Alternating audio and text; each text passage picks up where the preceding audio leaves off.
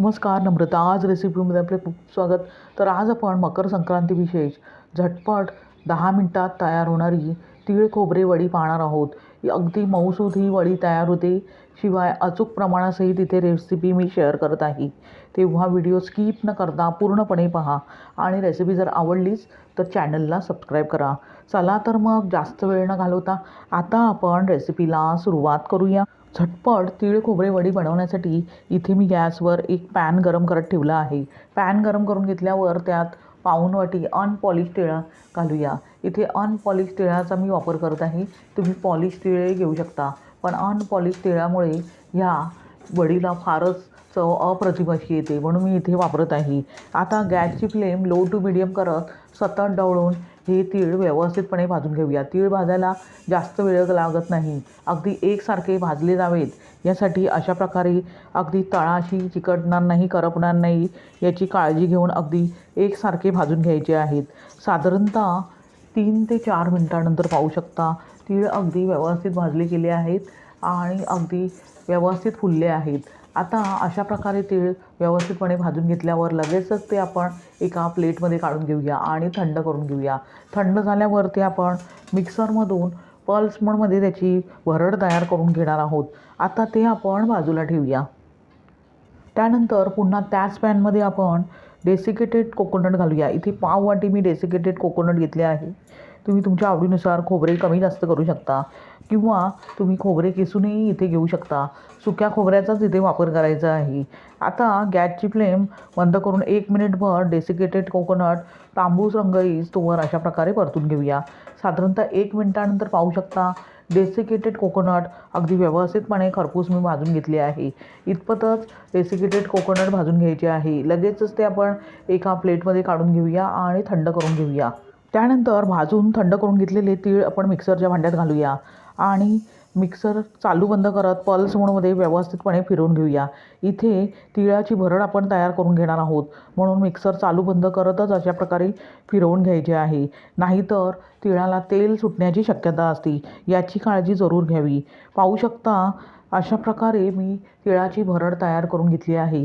ती आता आपण बाजूला ठेवूया आणि लगेचच आपण वडी बनवायला सुरुवात करूया. आता पॅन गरम करून घेतल्यावर त्यात पाऊण वाटी साधा गूळ घालूया.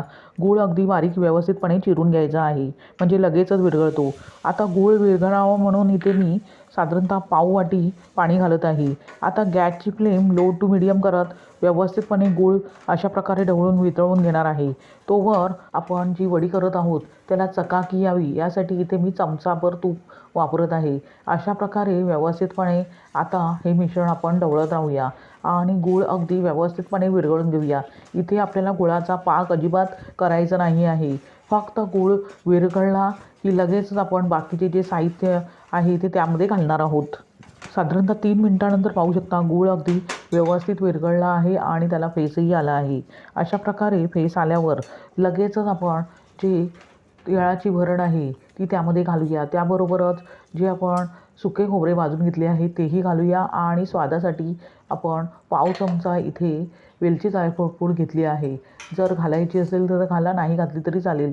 आता अशा प्रकारे सर्व व्यवस्थितपणे गुळाची जे आपण मिश्रण तयार करून घेतले आहे त्यामध्ये सर्व जिन्नस एकजीव करून घेऊया. ते करत असताना गॅस मंदच करायचा आहे. साधारणतः 1 मिनिटानंतर पाहू शकता मिश्रण अगदी परफेक्ट असे तयार झाले आहे. अशा प्रकारे मिश्रण तयार करून घेतल्यावर लगेचच गॅस बंद करूया. आता हे मिश्रण गरमच असताना आपण तुपाने ग्रीस केलेल्या चॉपिंग बोर्डवरती काढून घेऊया. त्यानंतर स्पॅच्युलाने थोडेसे गरम असतानाच लगेचच स्प्रेड करून घेऊया.